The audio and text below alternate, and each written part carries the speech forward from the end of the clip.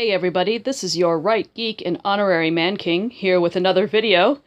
Today I'm going to talk about why artistic segregation is a terrible idea. Anyone should be allowed to write anything. The leftist assertion I flipped upside down in my last video, that only people with a particular identity group should be permitted to write about said identity group, is a deeply misguided response to instances of harmful stereotype propagation.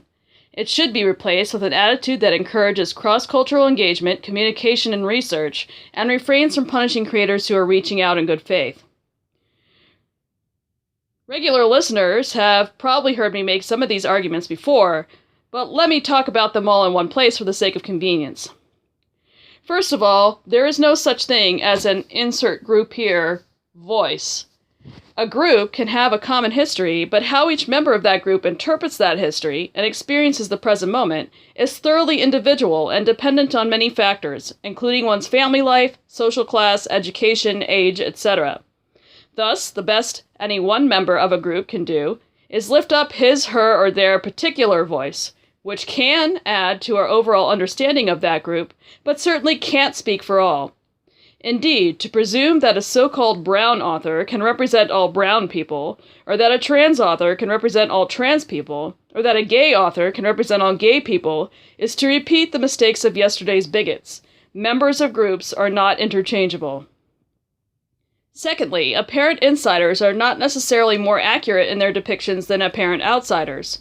For example, who is more likely to be knowledgeable about Arab culture? A third-generation Arab American who occasionally visits his extended family in the Middle East, but is otherwise thoroughly assimilated into American life, or a white scholar of Middle Eastern history who spent his childhood in Saudi Arabia.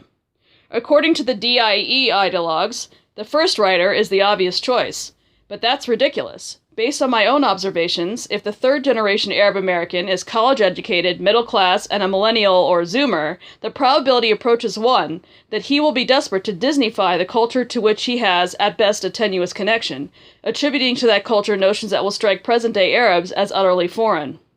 Third, the #own voices approach unavoidably de-emphasizes merit. Idiots are going to misunderstand this, so let me be clear. I'm not saying people from marginalized groups are incapable of making quality art. That's obviously not the case. But marginalized groups, by definition, are smaller talent pools. Thus, if you establish the de facto quotas SJWs demand, you will be forced by the laws of mathematics to elevate less qualified creators to stay in compliance. See also the cross-group score gaps that crop up among students admitted to elite schools. I'm sorry, but we absolutely cannot lie about this. Writers with resumes thin enough to give a paper cut to an electron, thanks, our boy Zach, are right now being promoted way above their current ability level because, quite frankly, companies are desperate. They want to find, say, that magical non-binary creator of color, pronouns they, them, so that they can finally quell their radical critics. And if they have to rush such a creator into the production chain, then so be it. Again, I'm certain there are non-binary creators of color who have talent and could be excellent, saleable writers and artists, but only if they're required to go through the exact same training development process as everyone else, i.e. years and years of failure, rejection, and taking whatever BS job you can get to keep the lights on. Condescending shortcuts serve no one, least of all the creators themselves.